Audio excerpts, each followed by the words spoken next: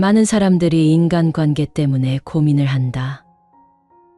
직장에서는 밥벌이를 위해서, 친구들과는 외톨이가 되지 않기 위해 우리는 관계를 유지하려 애쓰고 노력한다. 인간이 살아가는 데 있어서 관계는 매우 중요한 부분임에 틀림없다.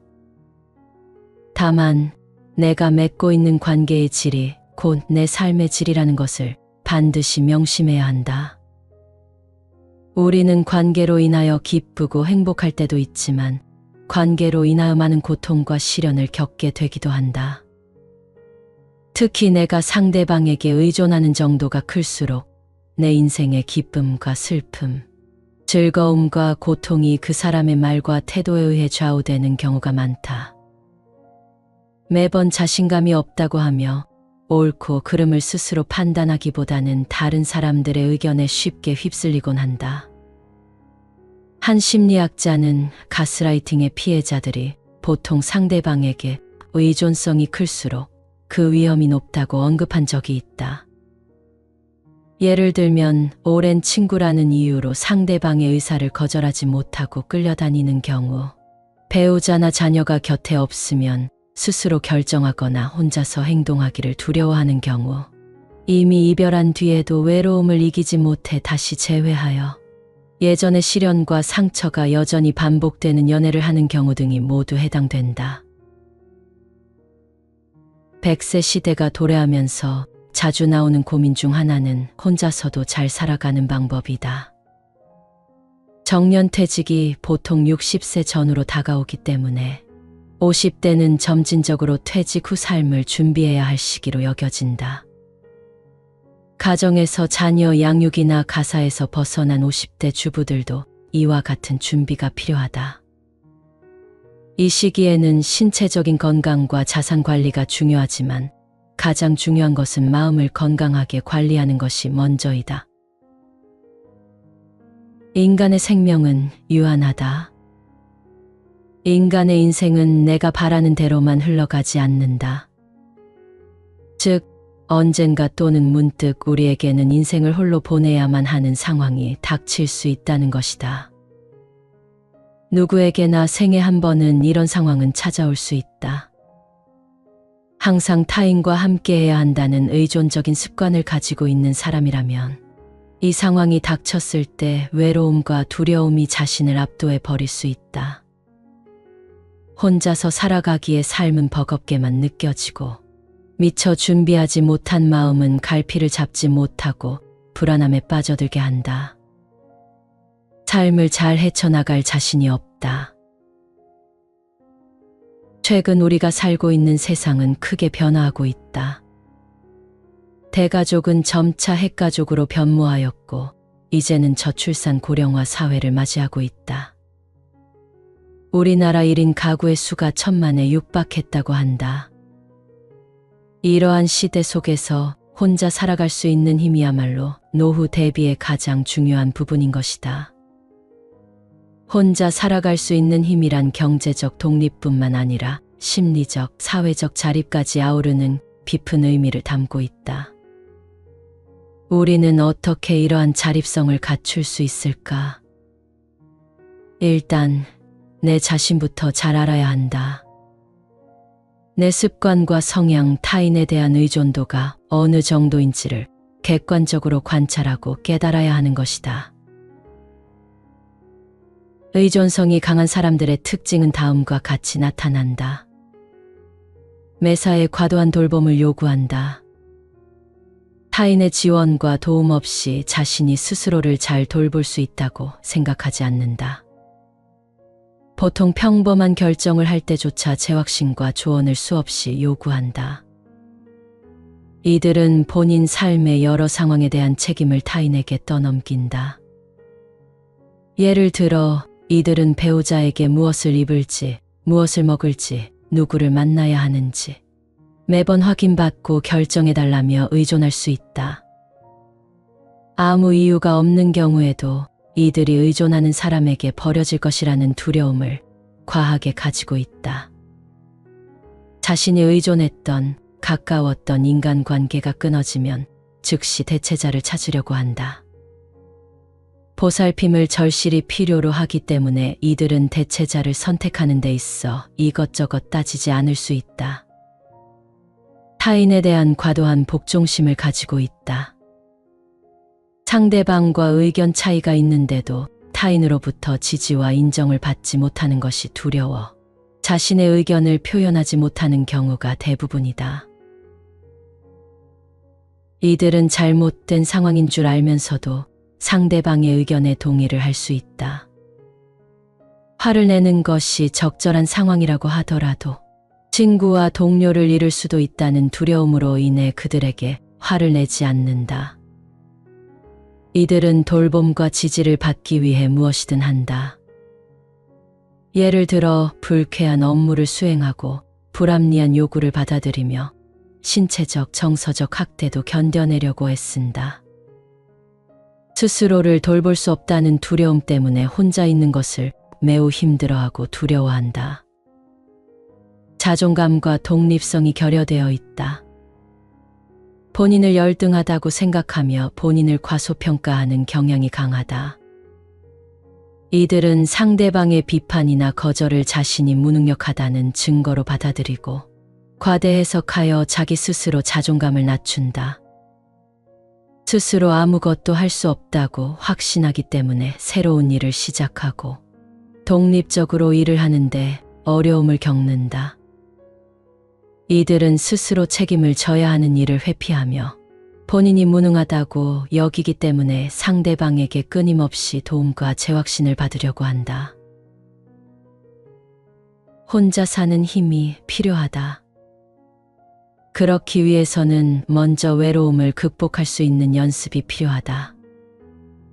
많은 사람들이 인간관계의 중요성을 강조한다.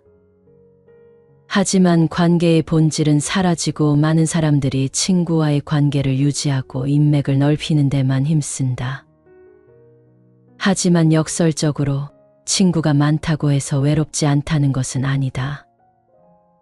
겉보기로는 사람들에게 둘러싸여 있지만 진정한 소통과 연결이 없는 관계는 오히려 내면의 외로움을 심화시킬 뿐이다. 친구가 많아도 진정한 자신을 드러낼 수 없는 경우 외로움을 느낄 수 있다. 친구와의 관계 속에서 자신의 취약함이나 진심을 드러내는데 어려움을 겪기 때문이다. 진짜 나를 숨기고 가면을 쓰고 사는 삶은 진정한 인간관계를 맺는 데 방해가 될 수 있다. 주변 사람들에게 지나치게 기대를 걸고 실망을 반복하면 외로움이 커질 수 있다. 내가 해준 만큼 상대방도 해줄 거야 라는 생각은 종종 실망으로 이어진다.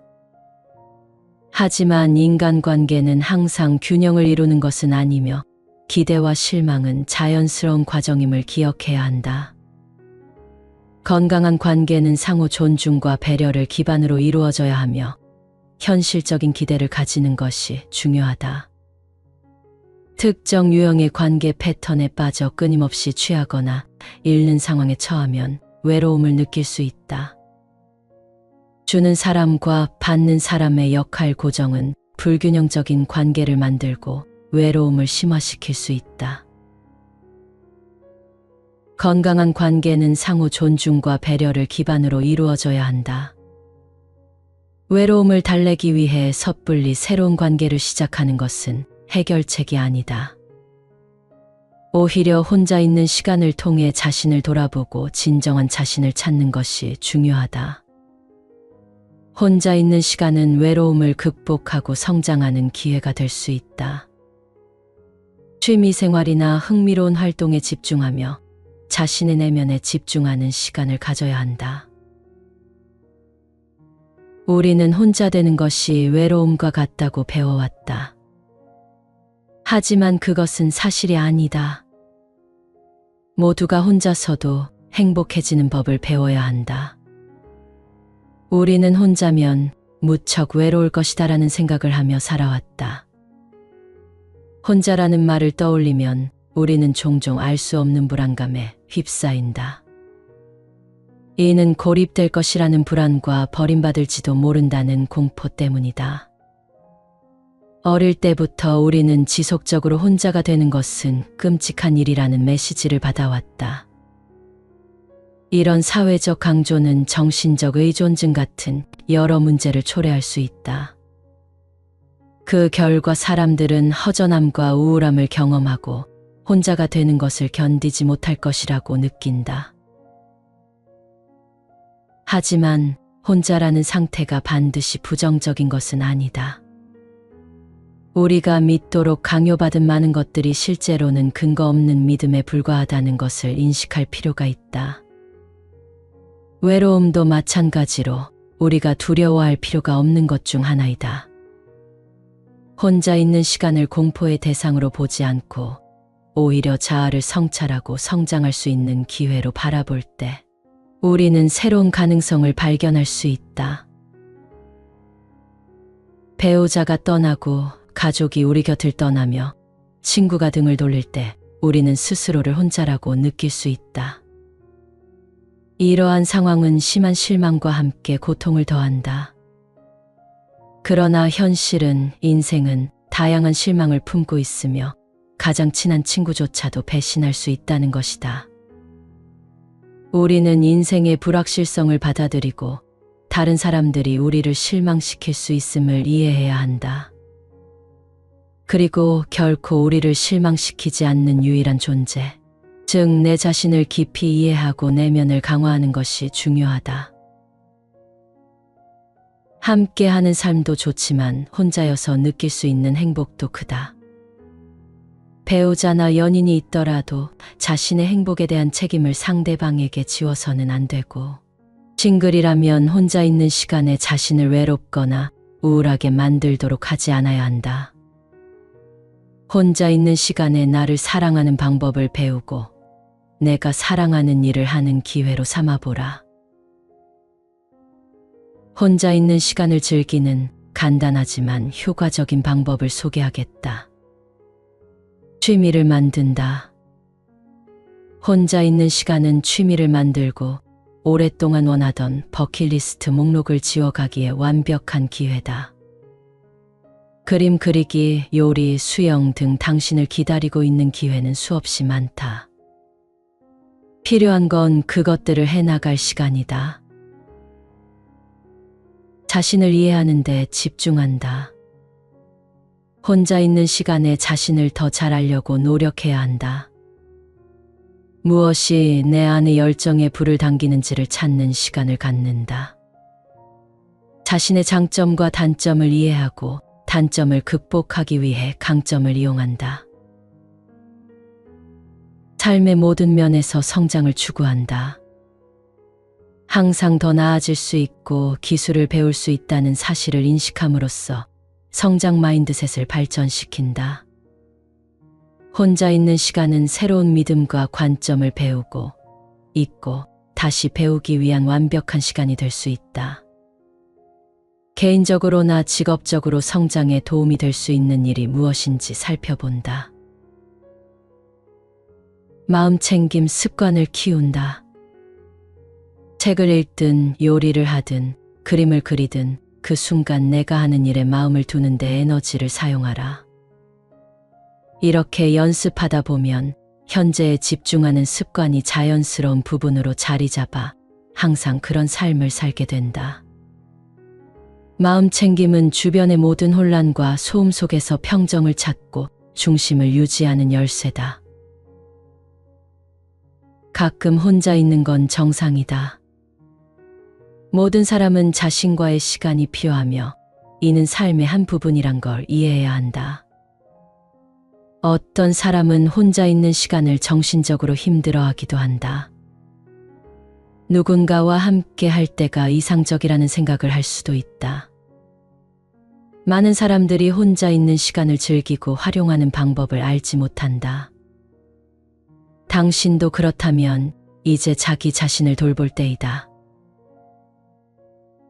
노년에 혼자 잘 사는 방법이라는 글이 있다. 혼자 지내는 버릇을 키우자. 남이 나를 보살펴 주기를 기대하지 말자. 남이 무엇인가 해줄 것을 기대하지 말자. 무슨 일이든 자기 힘으로 하자. 죽는 날까지 일거리가 있다는 것이 최고의 행복이다. 젊었을 때보다 더 많이 움직이자. 늙으면 시간이 많으니 항상 운동하자. 당황하지 말고 성급해하지 말고 뛰지 말자. 체력, 기억력이 왕성하다고 뽐내지 말자. 일찍 자고 일찍 일어나는 버릇을 기르자. 나의 괴로움이 제일 크다고 생각하지 말자. 편한 것 찾지 말고 외로움을 만들지 말자. 늙은이라고 냉정이 대하더라도 화내지 말자. 자손들이 무시하더라도 심각하게 생각하지 말자. 친구가 먼저 죽어도 지나치게 슬퍼하지 말자. 고독함을 이기려면 취미생활과 봉사생활을 하자. 일하고 공치사 하지 말자. 모든 일에 감사하는 마음을 갖자. 마음과 다른 인사치레는 하지 말자. 칭찬하는 말도 조심해서 하자. 청하지 않으면 충고하지 않는 것이 좋다.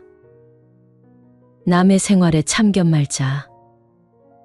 몸에 좋다고 아무 약이나 먹지 말고 남에게 권하지 말자. 의사를 정확히 말하고 겉과 속이 다른 표현을 하지 말자. 어떤 상황에도 남을 헐뜯지 말자. 함께 살지 않는 며느리나 딸이 더 좋다고 하지 말자. 같이 사는 며느리나 딸을 더 소중하게 생각하자. 잠깐 만나 하는 말 귀에 담아두지 말자. 가끔 오는 식구보다 매일 보살펴주는 사람에게 감사하자. 할 수 없는 일은 시작도 하지 말자.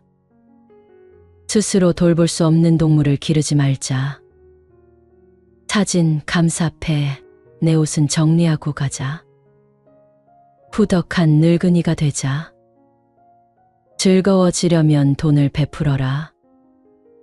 그러나 돈만 주면 다 된다는 생각은 말자. 일을 시킬 때는 자손보다 직업적인 사람을 쓰자. 일을 시키고 잔소리하지 말자. 외출할 때는 항상 긴장하자. 젊은 사람 가는데 동행하지 말자. 여행을 떠나면 여행지에서 죽어도 좋다고 생각하자. 이사를 가거나 대청소를 할 때 자리를 피해주자. 음식은 소식하자. 방문을 자주 열고 샤워를 자주 하자. 몸을 단정히 하고 항상 화장을 하자. 구취에 채취에 신경 쓰자. 옷차림은 밝게, 속옷은 자주 갈아입자. 이웃을 사랑하자. 늙음을 자연스럽게 맞이하자. 인간답게 죽는 모습을 자손들에게 보여주자. 자살은 자식에 대한 배반이다. 늘 감사하자. 그리고 또 범사에 감사하자. 늘 기도하자. 그리고 또 기도하자. 항상 기뻐하자. 그리고 또 기뻐하자. 인생 후반전에는 관계에도 가지치기가 필요하다. 어떤 가지를 치고 어떤 가지를 남길 것인가. 사람 보는 안목이 중요하다. 특히 나에게 진정한 친구가 누구일까에 대한 고민도 필요하다. 진정한 친구란 무엇일까? 친구는 가깝고 오래 사귄 것을 뜻한다. 자신이 인생을 살면서 정말 믿을 수 있는 친구가 3명만 있다면 정말 성공한 것이라 할 수 있다. 늘 곁에서 함께하는 진정한 친구의 모습은 이렇다. 진정한 친구는 뒤에서 몰래 험담하지 않으며 인신공격하지 않는다. 진정한 친구는 무의미한 논쟁은 하지 않으며 대화 중에 말을 끊지도 않는다. 진정한 친구는 목표에 대해 낙담하게 하지 않으며 과거에 대해 흉보지 않는다. 진정한 친구는 난처한 상황에 처하도록 두지 않으며 성공을 질투하지 않는다. 진정한 친구는 친구를 판단, 수정하려고 하지 않으며 우정의 보상을 바라지 않는다. 영국의 한 신문사에서 영국 끝에서 런던까지 가장 빨리 가는 방법이라는 질문을 현상 공모했다. 독자들로부터 비행기, 기차, 도보 등 여러 가지 수단과 방법이 나왔다. 과연 1등으로 당선된 답은 무엇이었을까? 전혀 예상 밖의 의외의 답이 1등으로 뽑혔다. 그것은 바로 좋은 친구와 함께 가는 것이었다. 좋은 친구들과 함께라면 아무리 먼 길이라도 재미있게 갈 수 있으니 지루하지 않다는 의미에서 1등이 되었을 것이다. 많은 위인들이 친구와 관련된 명언을 남겼다. 우정이라는 기계에 잘 정제된 예의라는 기름을 바르는 것은 현명하다. 설명하지 마라. 친구라면 설명할 필요가 없고 적이라면 어차피 당신을 믿으려 하지 않을 테니까. 여러분과 리무진을 타고 싶어하는 사람은 많겠지만 정작 여러분이 원하는 사람은 리무진이 고장났을 때 같이 버스를 타줄 사람이다. 선물로 친구를 사지 마라. 선물을 주지 않으면 그 친구의 사랑도 끝날 것이다. 불행은 누가 진정한 친구가 아닌지를 보여준다. 풍요 속에서는 친구들이 나를 알게 되고 역경 속에서는 내가 친구를 알게 된다. 친구를 얻는 방법은 친구에게 부탁을 들어달라고 하는 것이 아니라 내가 부탁을 들어주는 것이다. 타인에게 의존하지 않더라도 혼자서도 잘 살아가는 방법은 비단 앞에서 제시한 부분만 있는 것이 아니다. 인생 후반전 최고의 삶을 살기 위해서는 지혜가 필요하다. 그 지혜가 켜켜이 쌓이다 보면 인생에서 예측하지 못한 어떤 상황이 와도 스스로 강건하게 헤쳐나갈 수 있을 것이다. 오늘 낭독할 책은 행복한 이기주의자의 두 번째 이야기이다. 전 세계의 1억 독자가 사랑한 베스트셀러 작가인 웨인 다이어 박사가 현인들의 지혜를 모아서 펼친 책이다. 그들의 지혜가 당신의 삶에 에너지와 활력을 불어넣어 주기를 바란다. 내가 처한 상황을 전환시키는 법. 깨달은 뒤 장작을 패고 물을 깃는다. 일반적으로 깨달은 상태라는 높은 정신적 경지의 현상을 연구할 때마다 이 간단한 화두는 나에게 큰 기쁨의 원천이 된다. 우리는 깨달음이라는 난해한 개념에 대해 보통 올바른 정신적 훈련을 통해 열심히 정진한다면 언젠가는 성취하게 될 의식 상태라고 생각한다. 우리가 깨달음을 얻으려는 이유는 완전한 깨달음을 얻으면 모든 문제가 사라지고 순수한 기쁨을 누리게 되리라는 기대 때문이다. 그러나 이 유명한 화두는 그와는 좀 다른 메시지를 던지고 있다. 깨달음이란 노력하여 이룩하는 것이 아니라 자연히 도달하는 것이라고. 한번 이 알에 도달하면 모든 것이 변화된 것처럼 보이나 실제 변화는 전혀 일어나지 않는다. 그것은 마치 눈을 감고 인생을 살다가 갑자기 눈을 뜬 것과 같다. 이제 볼 수 있지만 세상이 바뀌진 않은 것이다. 장작을 패고 물을 깃는다는 이 화두는 깨달음이란 히말라야 산맥의 깊은 동굴에서 가부좌를 틀고 앉아야 시작되는 것이 아니라고 말한다. 그것은 구루나 책에서 또는 공부로 얻는 것이 아니다. 나에게 있어서 깨달은 상태라는 것은 무언가에 깊이 몰입해 있는 상태, 내 삶의 모든 순간이 평화에 쌓여 있는 상태라는 매우 기본적인 개념이다. 만약 내가 걱정하거나 두려워하고 긴장하면 바로 그 순간 깨달음의 경지에 도달할 수 있는 잠재력을 깨닫지 못하게 된다. 나는 이런 불안정한 순간을 알게 되는 것이 깨달음을 얻는 방법 가운데 하나라고 믿는다. 깨달은 사람과 무지한 사람의 차이는 자신이 무지한 것을 아느냐 모르느냐에 있다고도 한다. 최근 몇 년 사이에 나는 내적 평화가 더 커지고 깨달음에 대한 의식도 더 깊어진 것을 느꼈다.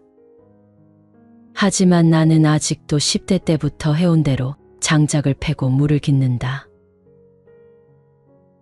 비록 일의 종류는 바뀌었지만 여전히 날마다 돈이 될 일을 하고 있다. 나는 매일 건강을 유지하기 위해 운동을 하고 적당히 먹고 이를 닦고 뒤를 본다. 첫 아이가 태어난 이래 과거 30년 동안 그리고 7명의 자식들을 더 키워낸 오늘까지 나는 기본적으로 똑같은 걱정을 하고 있다. 어떻게 아이들을 보호하고 먹이고 가르치고 다룰 것인지. 생활을 걱정하며 계속 장작을 패고 물을 깃는다. 깨달음은 일상의 문제들을 해결하기 위한 수단이 아니다. 그렇다면 깨달음을 통해 얻은 선견지명이 당신을 위해 해줄 수 있는 일이 뭐란 말인가? 일상의 허드렛 일을 해결해 주지도 않고 문제가 없는 고요한 생활로 이끌지도 못한다면 말이다. 깨달음은 당신의 외부 세계를 바꾸어 놓지는 않을 것이다. 하지만 그것은 세상을 다루는 당신의 방법을 바꿀 것이다. 이전에 나는 아이들의 행동을 보며 감정이 오르락내리락 했다. 하지만 지금은 아이들이 내 것이라는 소유욕과 애착을 버리게 되었다. 이제는 8살짜리 딸아이가 짜증낼 때도 아이가 관심을 끌기 위해 하는 행위라고 해석한다. 딸의 어린애 같은 행동에 휘말려서 분을 내고 싶은 마음은 없다. 내 아이들 역시 이런 식의 초연한 관점에서 많은 것을 배웠다. 초연함이란 무관심한 태도가 아니라 자신을 위해 언제나 평화로운 방법을 선택할 수 있다는 자유로움이다.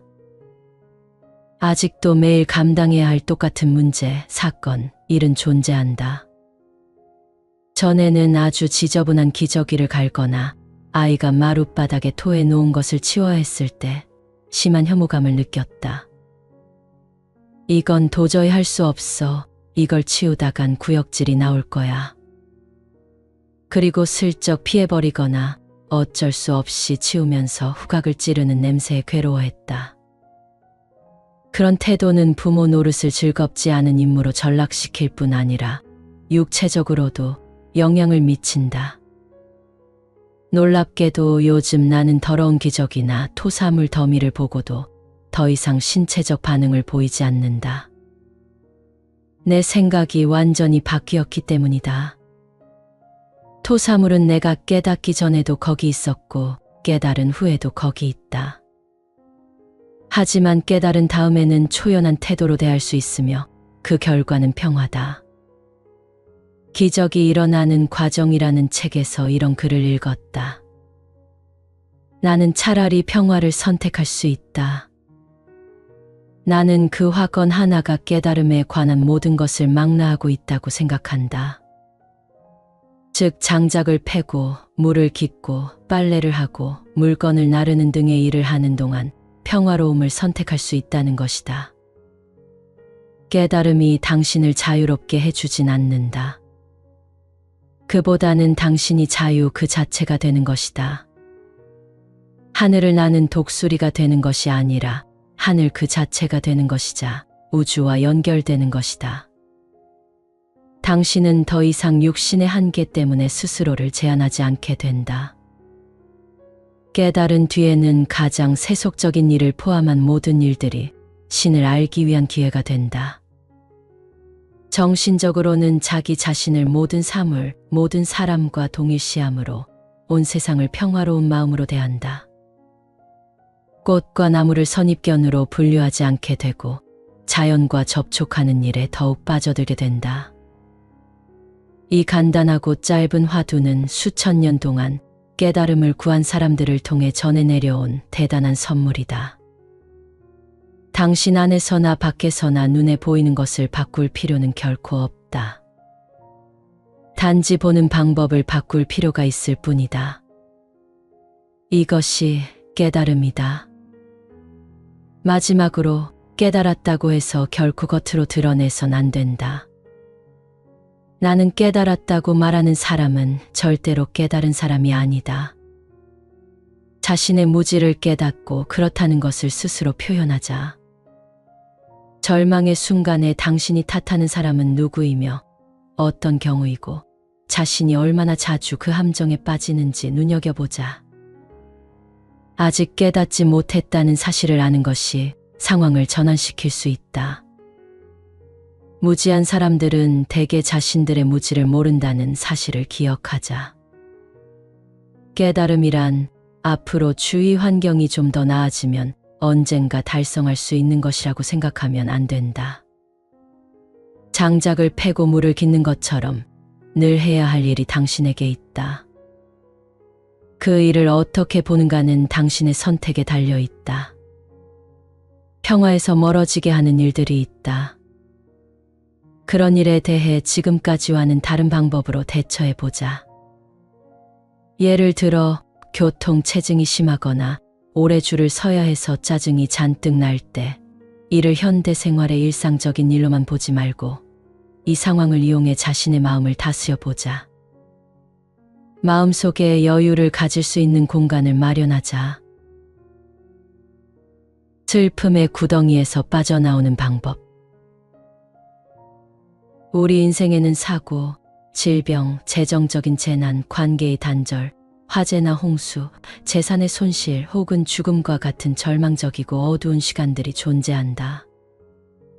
그 시간은 우리를 고통, 분노, 거부, 그리고 슬픔에 무수히 빠뜨린다. 대부분이 그렇듯이 당신도 슬픔 속에 깊이 가라앉아 자신의 불행을 사람들에게 말하고 싶을 것이다. 하지만 마침내 긴 시간이 지나면 당신은 그것을 딛고 일어나 포용하는 상태에 이르게 된다.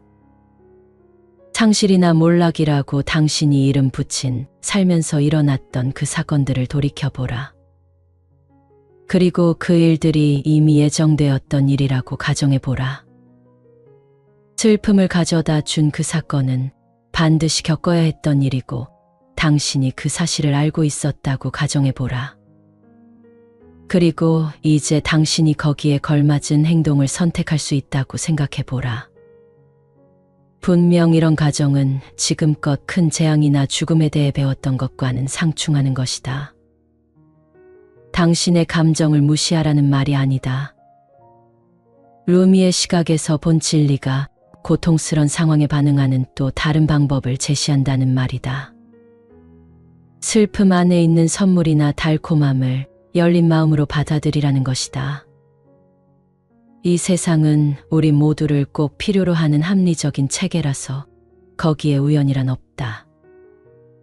바로 지금 여기에 슬픔의 한가운데서 배울 것이 있다. 당신은 이런 교훈을 받아들여 즐거운 확신을 맛볼 수 있다.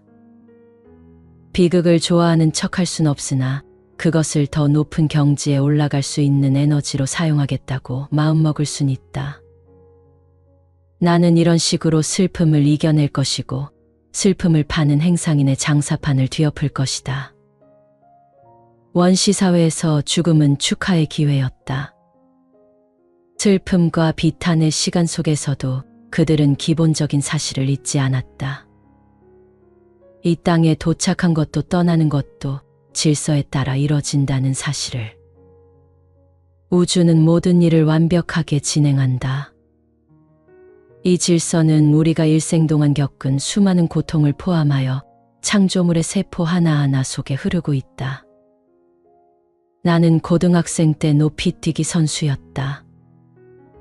가로막대 너머로 내 온몸을 던질 도움닫기를 할 때는 에너지를 증폭시키기 위해 최대한 몸을 낮췄다. 더 높이 솟구치려면 몸을 낮추었다가 점프를 해야 했다.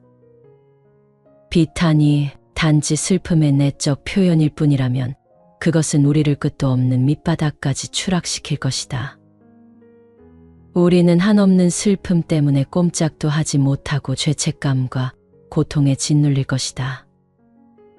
그러나 이런 절망 안에 달콤한 축복이 있다는 사실을 알게 되면 슬픔을 떨쳐 버릴 수 있다. 몰락이 있기에 우리는 일어설 발판을 다시 얻고 황폐한 삶의 구덩이에서 빠져나와 위로 솟구치게 된다. 슬픔에 잠겨 있는 순간에 아주 침착하게 말해보자. 내적으로나 외적으로나 이 상실감을 넘어서서 고통을 축복으로 바라볼 수는 없을까? 그리고 자신의 반응을 잘 살핀 후 그대로 따라보자. 당신은 절망에 대해 좀 더 나은 반응을 보이게 될 것이다. 상실감을 정직하게 드러내는 연습을 해보자. 상실감을 느끼고 그것을 표현하는 모든 과정 속에서 축복을 느낄 수도 있다. 즉각적인 변화를 바라지는 말자. 내가 다를 수 있음을 인정하고 느끼는 그대로 내버려 두자. 모든 절망은 축복이며 모든 상실은 신의 질서라는 사실을 알게 되면 점차 슬픔을 달콤하게 여기게 될 것이다. 그리고 삶의 모든 영역에서 더 높은 곳으로 날아오를 에너지를 갖게 될 것이다. 너는 내가 생각하는 대로 될 것이다. 심리학에는 한 가지 법칙이 있다. 이루고 싶은 모습을 마음속에 그린 다음 충분한 시간 동안 그 그림이 사라지지 않게 간직하고 있으면 반드시 그대로 실현된다는 것이다. 우리는 꿈꿀 때와 마찬가지로 생각도 그림으로 하게 된다. 단어도 문장도 구절도 없고 정신적인 이미지만 있을 뿐이다. 단어는 서로 의사소통을 하거나 그런 그림들을 묘사할 수 있게 해주는 상징들이다. 나는 이런 원칙에 따라 내 운명을 명시하라라는 책을 쓴 적이 있다. 네 가지 R이라는 나의 아이디어를 통해서 오늘 하루를 시작하도록 제안하려 한다. 여기 그 네 가지 R이 한 문장 안에 있다. 정말로, 정말로, 정말로, 정말로 원하는 것은 결국 얻게 될 것이다. 첫 번째 R은 진정으로 소망하는 것을 나타낸다. 승진, 세차, 몸무게 줄이기, 중독에서 벗어나기 등 자신이 좋아하는 것에 그림을 만들어내는 곳은 여기다. 일단 그림이 만들어지면 자신이 원하는 일을 하고 있거나 원하는 새 차를 몰고 있거나 원하는 몸무게에 도달해 있거나 중독에서 벗어나 있는 모습을 그림 속에서 보게 되므로 그것들을 바라게 된다. 우리가 겉으로 표현하는 모든 것들은 내부의 그림 그리기가 기초가 되어 그것을 바라는 데서 시작된다. 두 번째 R은 진정으로 갈망하는 것을 상징한다. 바라는 그림을 마음속에 그리고 있는 것과 갈망하는 것의 차이는 그것을 자발적으로 기꺼이 요구하느냐 아니냐에 있다. 구하라, 그러면 얻을 것이다 라는 말은 빈 약속이 아니다. 상상 속에서 바라는 것은 무엇이든지 큰 소리로 그러나 비밀스럽게 이루어 달라고 요구하자. 세 번째 R은 진정으로 의도하는 것을 의미한다. 이제 원하고 요구하는 그림을 얻었으니 그것을 의도나 의지를 실은 말로 표현하는 것이다. 그 내용은 이렇다. 창조적 지성이라고 부르고 싶은 신적 존재를 떠올리면서 그의 협력으로 내 세계 속에 이 그림을 가져오려고 한다라고 말하는 것이다. 일이 잘 풀린다면 혹은 행운이 따른다면 과 같은 말로 빗나갈 여지를 둘 필요는 없다. 네 번째 R은 진정으로 열정을 느끼는 것 혹은 내가 의지의 강화라고 표현하는 것을 뜻한다. 당신의 열정적인 목적을 누군가가 꺾어버리거나 당신의 그림에 악평하도록 놔두고 싶지는 않을 것이다. 그래서 다른 사람의 부정적인 의견에 저항한다. 그리고 삶 속에 만들어 넣으려는 것에 대해 가능한 한 입을 다물어 버린다. 이 열정은 윌리엄 제임스가 그 그림을 충분히 오랫동안 간직한다라는 말로 설명할 수 있다.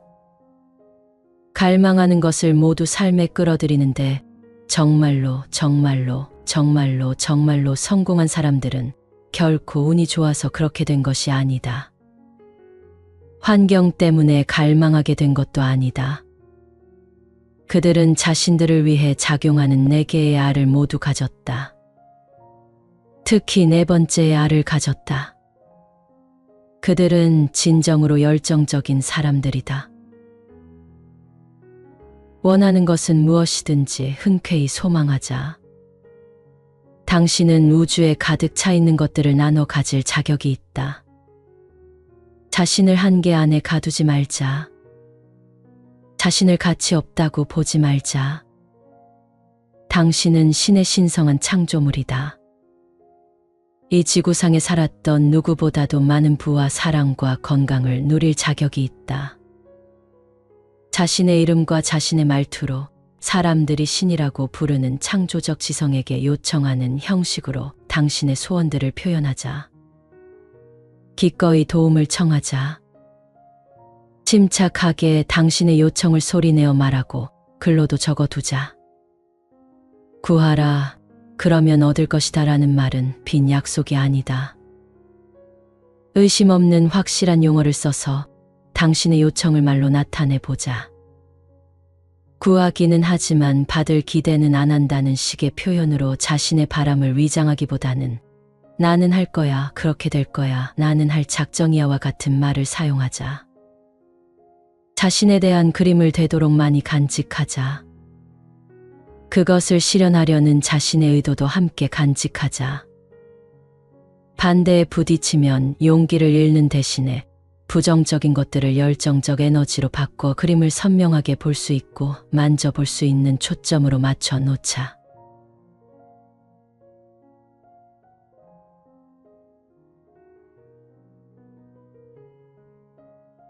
많은 사람들이 인간관계 때문에 고민을 한다.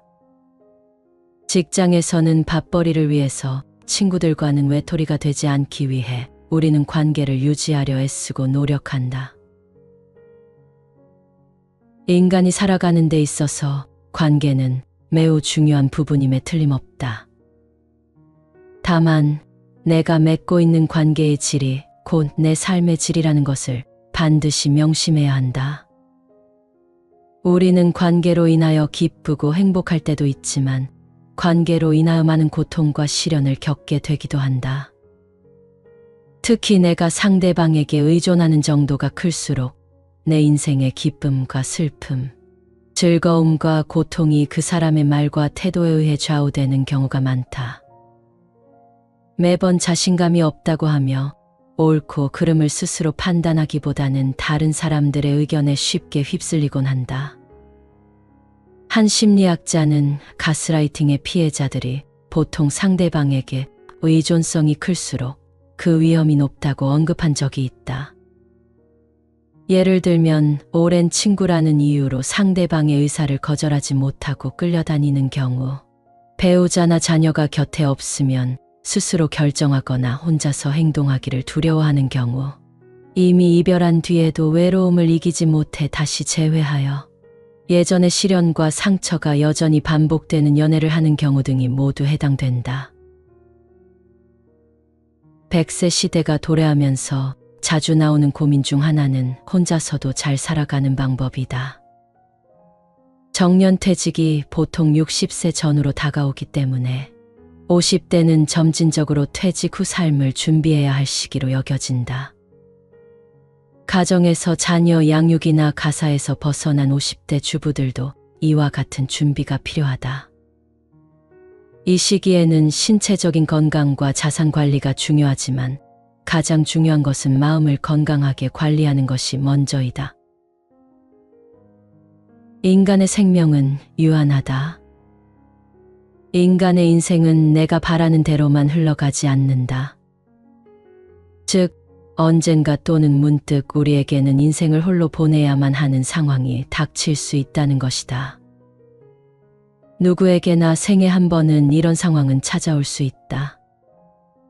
항상 타인과 함께해야 한다는 의존적인 습관을 가지고 있는 사람이라면 이 상황이 닥쳤을 때 외로움과 두려움이 자신을 압도해 버릴 수 있다. 혼자서 살아가기에 삶은 버겁게만 느껴지고 미처 준비하지 못한 마음은 갈피를 잡지 못하고 불안함에 빠져들게 한다.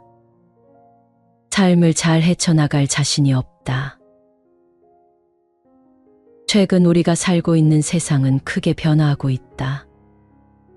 대가족은 점차 핵가족으로 변모하였고 이제는 저출산 고령화 사회를 맞이하고 있다.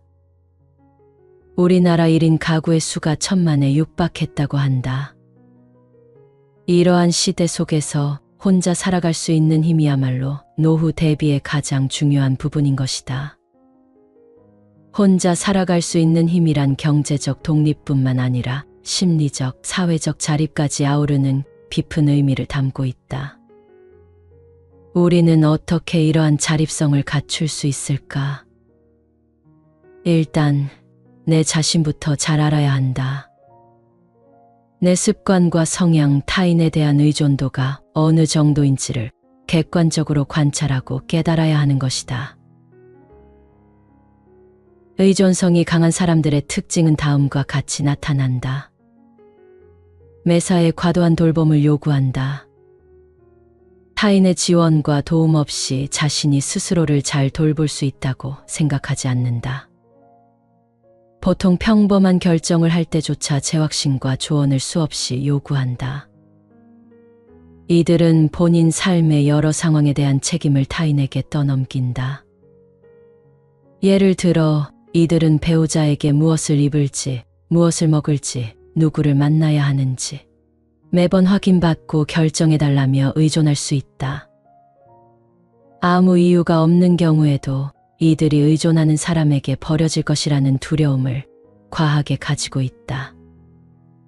자신이 의존했던, 가까웠던 인간관계가 끊어지면 즉시 대체자를 찾으려고 한다.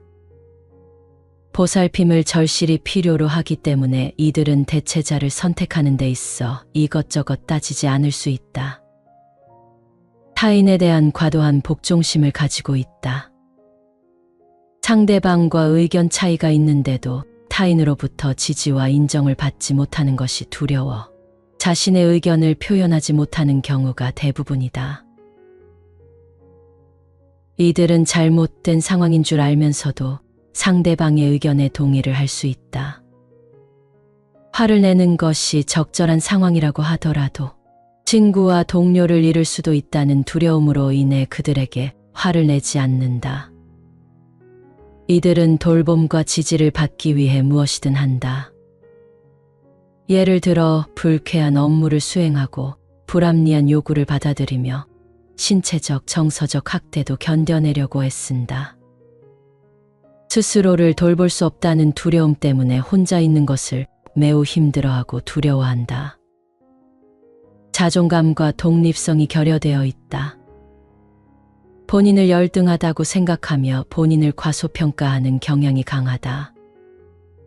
이들은 상대방의 비판이나 거절을 자신이 무능력하다는 증거로 받아들이고 과대 해석하여 자기 스스로 자존감을 낮춘다.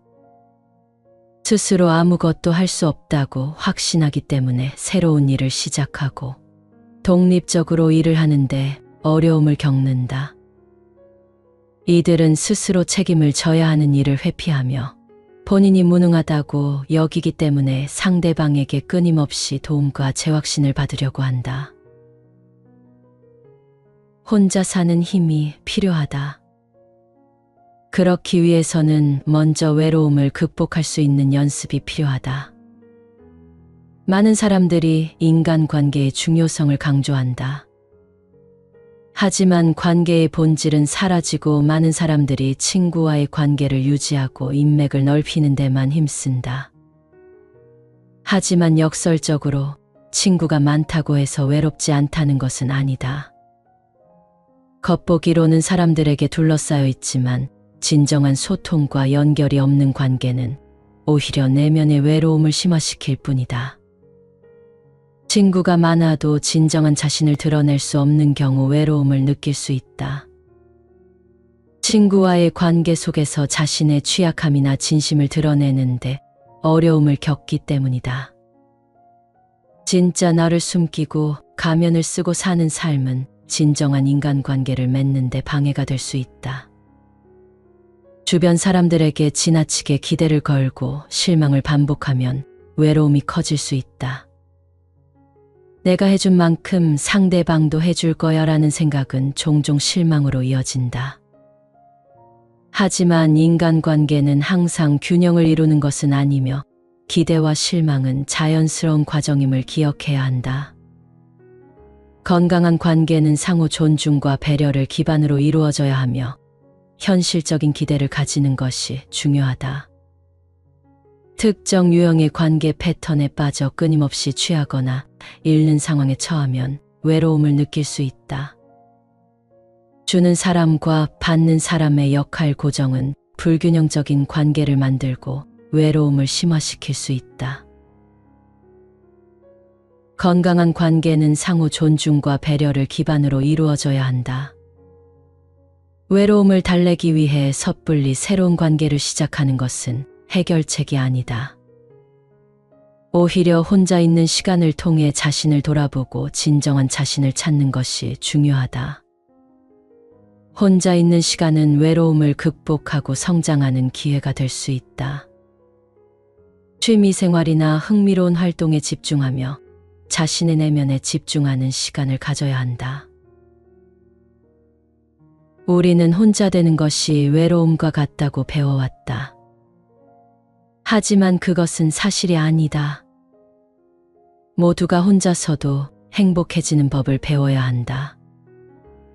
우리는 혼자면 무척 외로울 것이다라는 생각을 하며 살아왔다. 혼자라는 말을 떠올리면 우리는 종종 알 수 없는 불안감에 휩싸인다. 이는 고립될 것이라는 불안과 버림받을지도 모른다는 공포 때문이다.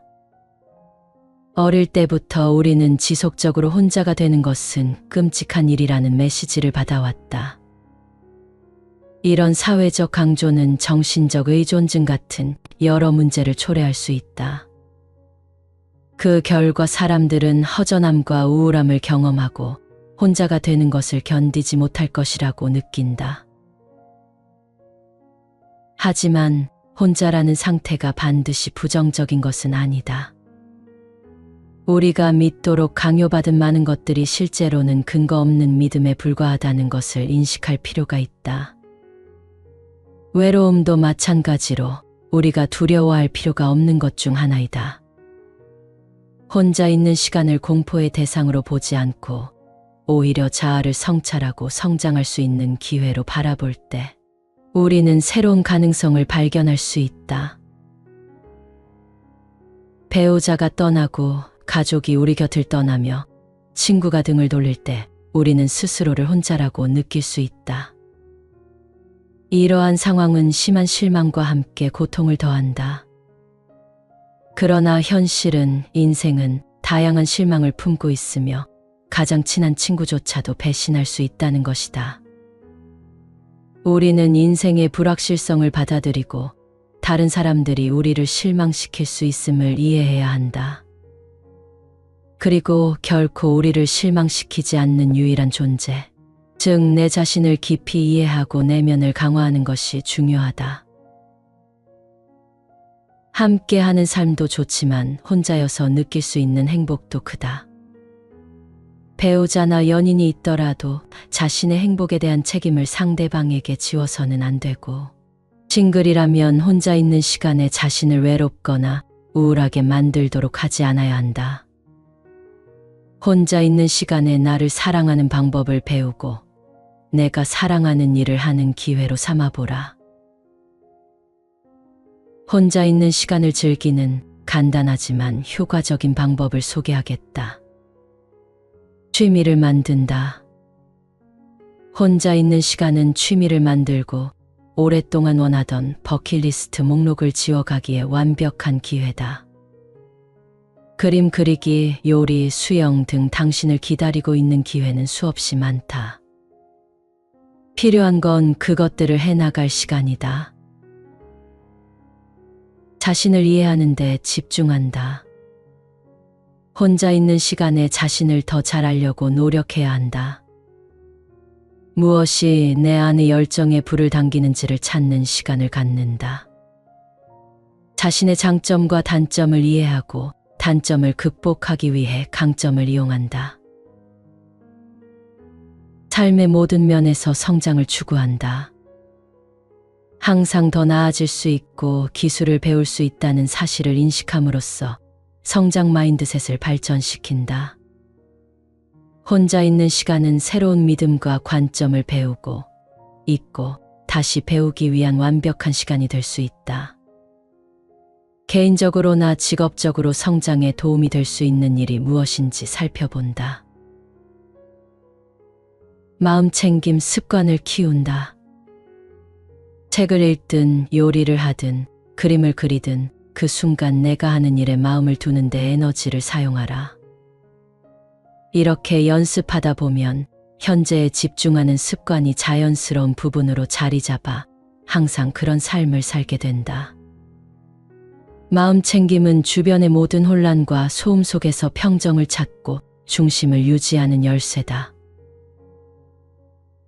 가끔 혼자 있는 건 정상이다. 모든 사람은 자신과의 시간이 필요하며 이는 삶의 한 부분이란 걸 이해해야 한다. 어떤 사람은 혼자 있는 시간을 정신적으로 힘들어하기도 한다. 누군가와 함께 할 때가 이상적이라는 생각을 할 수도 있다. 많은 사람들이 혼자 있는 시간을 즐기고 활용하는 방법을 알지 못한다. 당신도 그렇다면 이제 자기 자신을 돌볼 때이다. 노년에 혼자 잘 사는 방법이라는 글이 있다. 혼자 지내는 버릇을 키우자. 남이 나를 보살펴 주기를 기대하지 말자. 남이 무엇인가 해줄 것을 기대하지 말자. 무슨 일이든 자기 힘으로 하자. 죽는 날까지 일거리가 있다는 것이 최고의 행복이다. 젊었을 때보다 더 많이 움직이자. 늙으면 시간이 많으니 항상 운동하자. 당황하지 말고 성급해하지 말고 뛰지 말자. 체력, 기억력이 왕성하다고 뽐내지 말자. 일찍 자고 일찍 일어나는 버릇을 기르자. 나의 괴로움이 제일 크다고 생각하지 말자. 편한 것 찾지 말고 외로움을 만들지 말자. 늙은이라고 냉정이 대하더라도 화내지 말자. 자손들이 무시하더라도 심각하게 생각하지 말자. 친구가 먼저 죽어도 지나치게 슬퍼하지 말자. 고독함을 이기려면 취미생활과 봉사생활을 하자. 일하고 공치사하지 말자. 모든 일에 감사하는 마음을 갖자. 마음과 다른 인사치레는 하지 말자. 칭찬하는 말도 조심해서 하자. 청하지 않으면 충고하지 않는 것이 좋다. 남의 생활에 참견 말자. 몸에 좋다고 아무 약이나 먹지 말고 남에게 권하지 말자. 의사를 정확히 말하고 겉과 속이 다른 표현을 하지 말자. 어떤 상황에도 남을 헐뜯지 말자. 함께 살지 않는 며느리나 딸이 더 좋다고 하지 말자. 같이 사는 며느리나 딸을 더 소중하게 생각하자. 잠깐 만나 하는 말 귀에 담아두지 말자. 가끔 오는 식구보다 매일 보살펴주는 사람에게 감사하자. 할 수 없는 일은 시작도 하지 말자. 스스로 돌볼 수 없는 동물을 기르지 말자. 사진, 감사패, 내 옷은 정리하고 가자. 후덕한 늙은이가 되자. 즐거워지려면 돈을 베풀어라. 그러나 돈만 주면 다 된다는 생각은 말자. 일을 시킬 때는 자손보다 직업적인 사람을 쓰자. 일을 시키고 잔소리하지 말자. 외출할 때는 항상 긴장하자. 젊은 사람 가는데 동행하지 말자. 여행을 떠나면 여행지에서 죽어도 좋다고 생각하자. 이사를 가거나 대청소를 할 때 자리를 피해주자. 음식은 소식하자. 방문을 자주 열고 샤워를 자주 하자. 몸을 단정히 하고 항상 화장을 하자. 구취에 채취에 신경 쓰자. 옷차림은 밝게, 속옷은 자주 갈아입자. 이웃을 사랑하자. 늙음을 자연스럽게 맞이하자. 인간답게 죽는 모습을 자손들에게 보여주자. 자살은 자식에 대한 배반이다. 늘 감사하자. 그리고 또 범사에 감사하자. 늘 기도하자. 그리고 또 기도하자. 항상 기뻐하자. 그리고 또 기뻐하자. 인생 후반전에는 관계에도 가지치기가 필요하다. 어떤 가지를 치고 어떤 가지를 남길 것인가. 사람 보는 안목이 중요하다. 특히 나에게 진정한 친구가 누구일까에 대한 고민도 필요하다. 진정한 친구란 무엇일까? 친구는 가깝고 오래 사귄 것을 뜻한다. 자신이 인생을 살면서 정말 믿을 수 있는 친구가 3명만 있다면 정말 성공한 것이라 할 수 있다. 늘 곁에서 함께하는 진정한 친구의 모습은 이렇다. 진정한 친구는 뒤에서 몰래 험담하지 않으며 인신공격하지 않는다. 진정한 친구는 무의미한 논쟁은 하지 않으며 대화 중에 말을 끊지도 않는다. 진정한 친구는 목표에 대해 낙담하게 하지 않으며 과거에 대해 흉보지 않는다. 진정한 친구는 난처한 상황에 처하도록 두지 않으며 성공을 질투하지 않는다. 진정한 친구는 친구를 판단, 수정하려고 하지 않으며 우정의 보상을 바라지 않는다. 영국의 한 신문사에서 영국 끝에서 런던까지 가장 빨리 가는 방법이라는 질문을 현상 공모했다. 독자들로부터 비행기, 기차, 도보 등 여러 가지 수단과 방법이 나왔다. 과연 1등으로 당선된 답은 무엇이었을까? 전혀 예상 밖의 의외의 답이 1등으로 뽑혔다. 그것은 바로 좋은 친구와 함께 가는 것이었다. 좋은 친구들과 함께라면 아무리 먼 길이라도 재미있게 갈 수 있으니 지루하지 않다는 의미에서 1등이 되었을 것이다. 많은 위인들이 친구와 관련된 명언을 남겼다. 우정이라는 기계에 잘 정제된 예의라는 기름을 바르는 것은 현명하다. 설명하지 마라. 친구라면 설명할 필요가 없고 적이라면 어차피 당신을 믿으려 하지 않을 테니까. 여러분과 리무진을 타고 싶어하는 사람은 많겠지만 정작 여러분이 원하는 사람은 리무진이 고장났을 때 같이 버스를 타줄 사람이다. 선물로 친구를 사지 마라.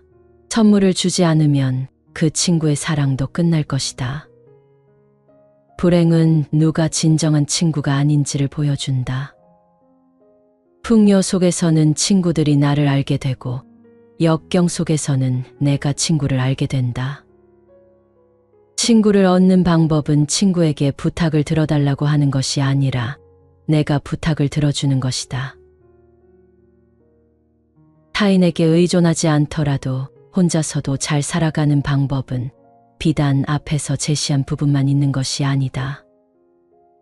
인생 후반전 최고의 삶을 살기 위해서는 지혜가 필요하다. 그 지혜가 켜켜이 쌓이다 보면 인생에서 예측하지 못한 어떤 상황이 와도 스스로 강건하게 헤쳐나갈 수 있을 것이다. 오늘 낭독할 책은 행복한 이기주의자의 2번째 이야기이다. 전 세계의 1억 독자가 사랑한 베스트셀러 작가인 웨인 다이어 박사가 현인들의 지혜를 모아서 펼친 책이다. 그들의 지혜가 당신의 삶에 에너지와 활력을 불어넣어 주기를 바란다. 내가 처한 상황을 전환시키는 법. 깨달은 뒤 장작을 패고 물을 깃는다. 일반적으로 깨달은 상태라는 높은 정신적 경지의 현상을 연구할 때마다 이 간단한 화두는 나에게 큰 기쁨의 원천이 된다. 우리는 깨달음이라는 난해한 개념에 대해 보통 올바른 정신적 훈련을 통해 열심히 정진한다면 언젠가는 성취하게 될 의식 상태라고 생각한다.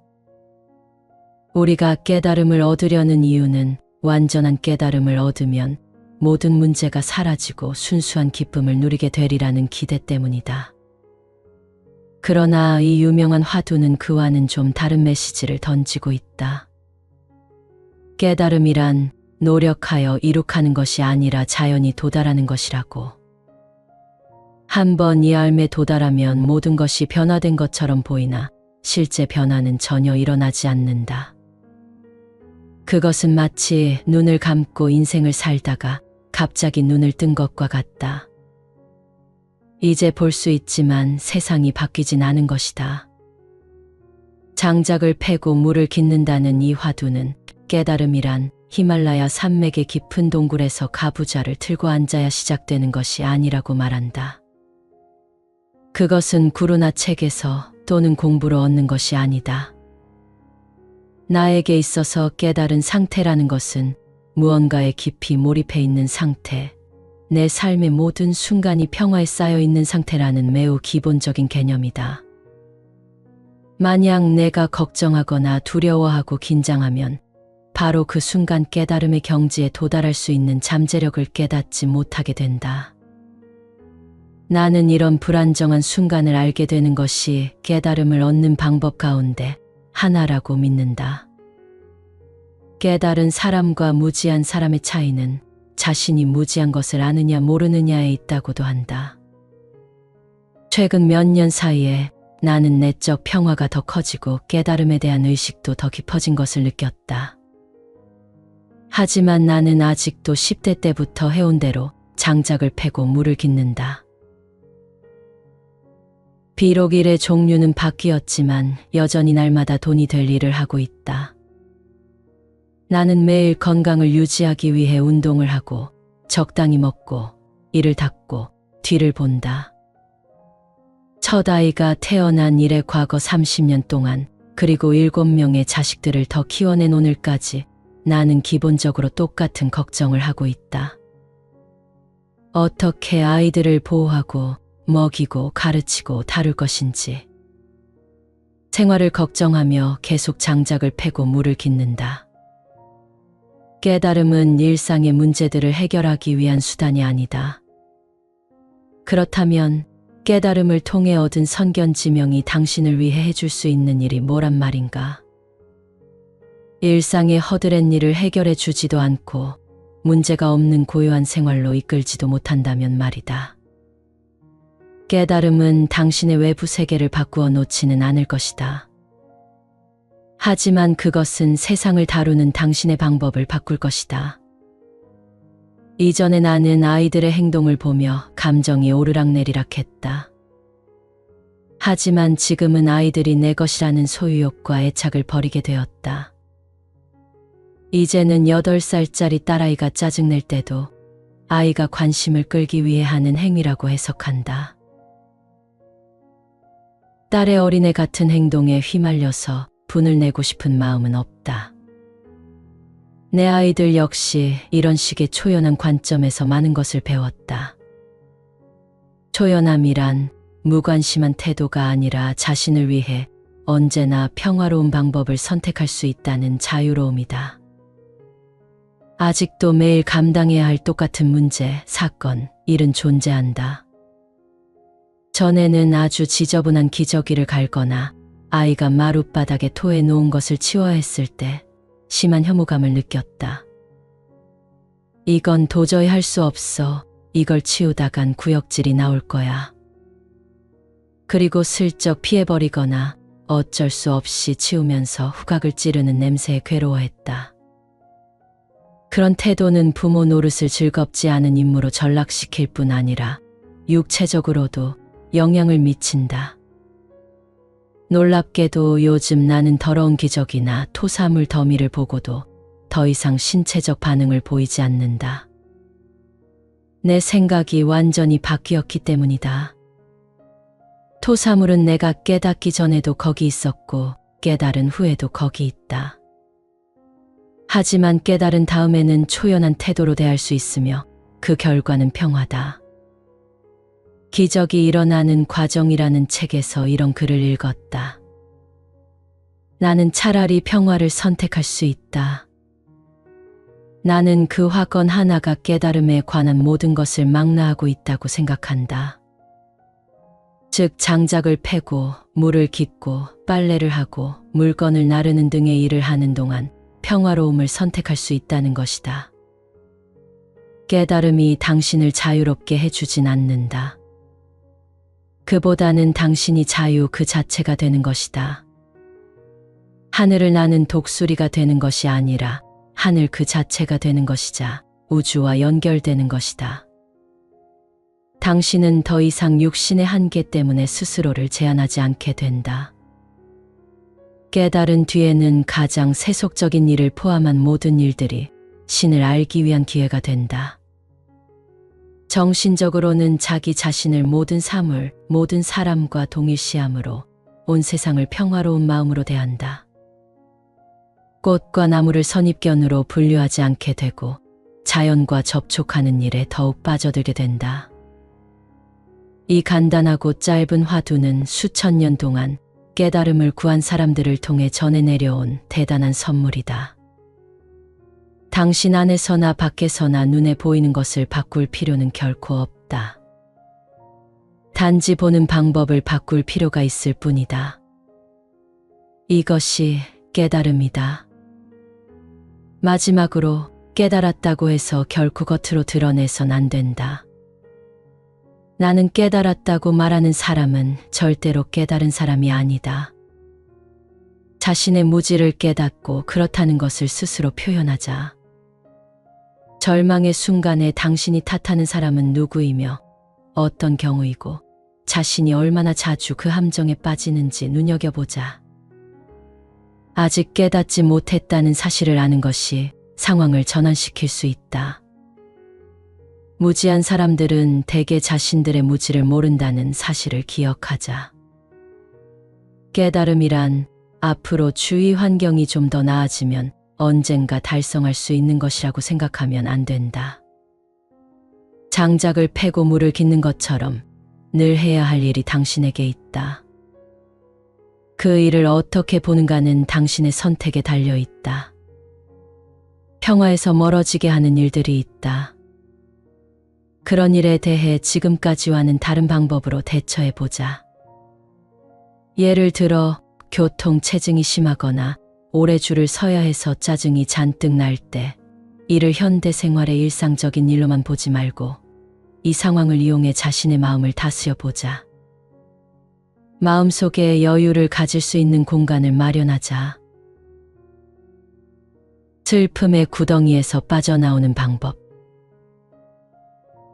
우리 인생에는 사고, 질병, 재정적인 재난, 관계의 단절, 화재나 홍수, 재산의 손실 혹은 죽음과 같은 절망적이고 어두운 시간들이 존재한다.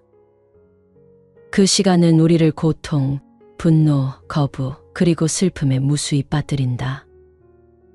대부분이 그렇듯이 당신도 슬픔 속에 깊이 가라앉아 자신의 불행을 사람들에게 말하고 싶을 것이다. 하지만 마침내 긴 시간이 지나면 당신은 그것을 딛고 일어나 포용하는 상태에 이르게 된다. 상실이나 몰락이라고 당신이 이름 붙인 살면서 일어났던 그 사건들을 돌이켜보라.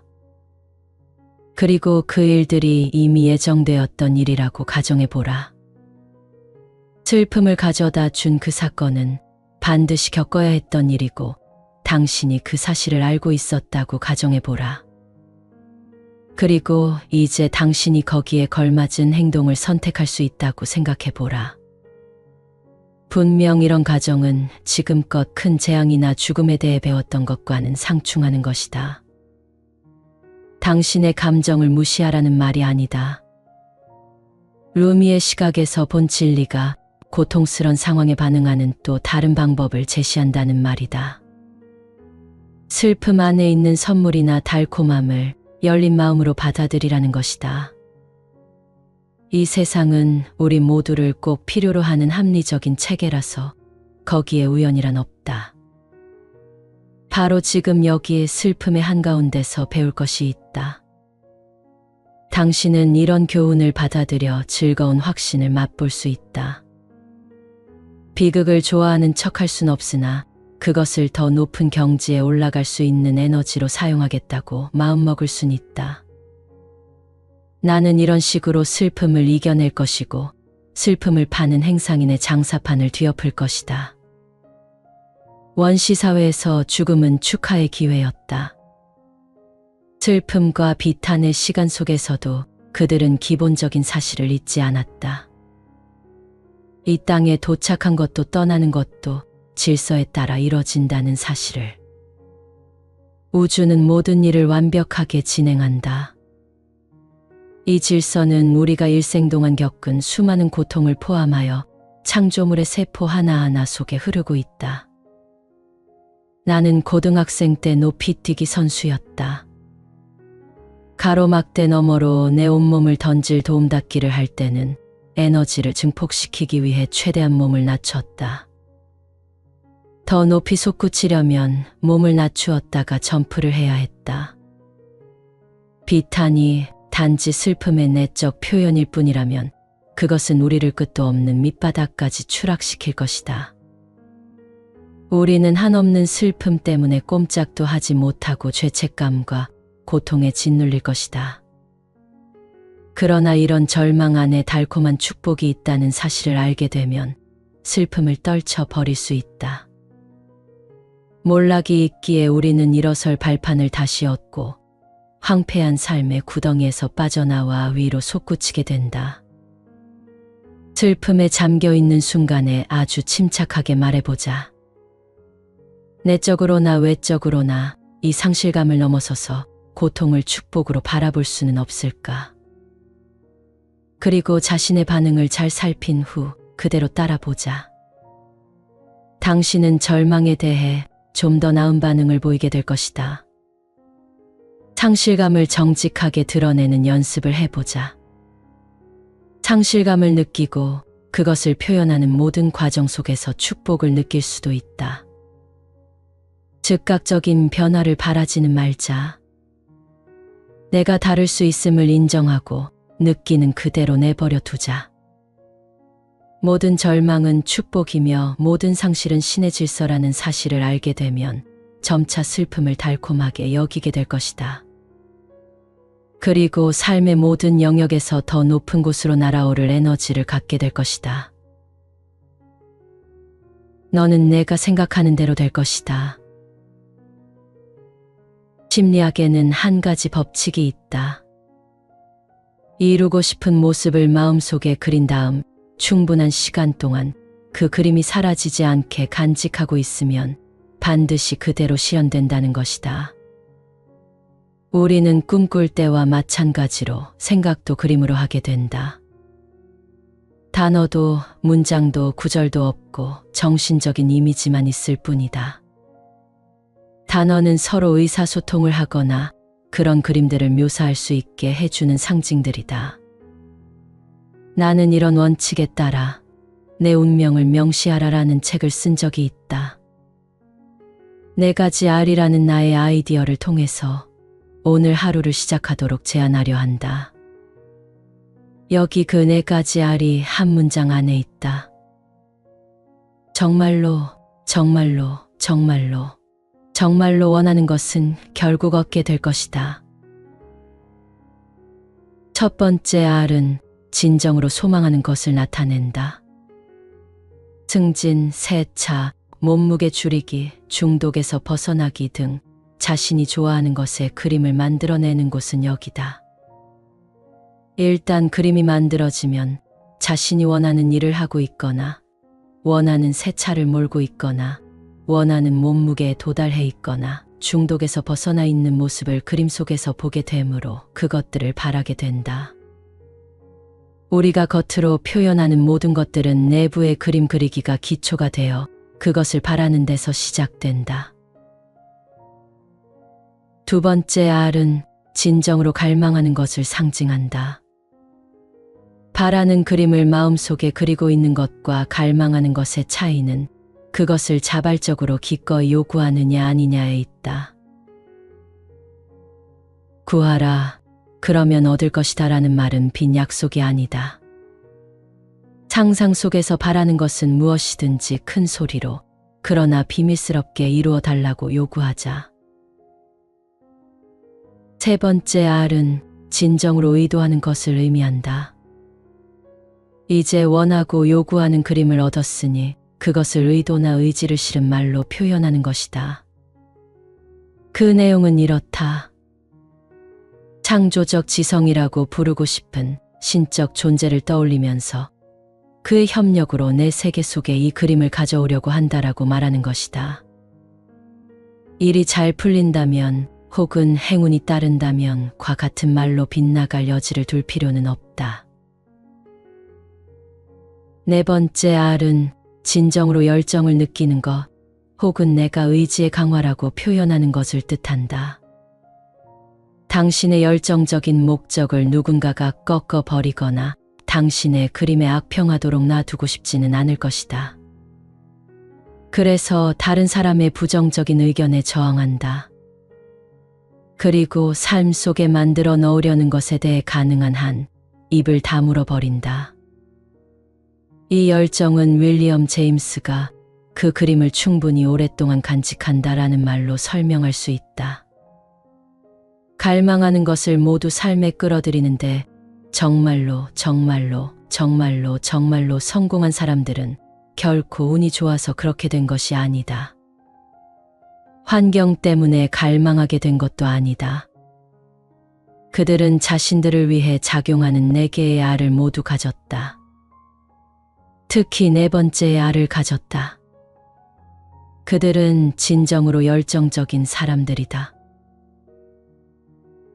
원하는 것은 무엇이든지 흔쾌히 소망하자. 당신은 우주에 가득 차 있는 것들을 나눠 가질 자격이 있다. 자신을 한계 안에 가두지 말자.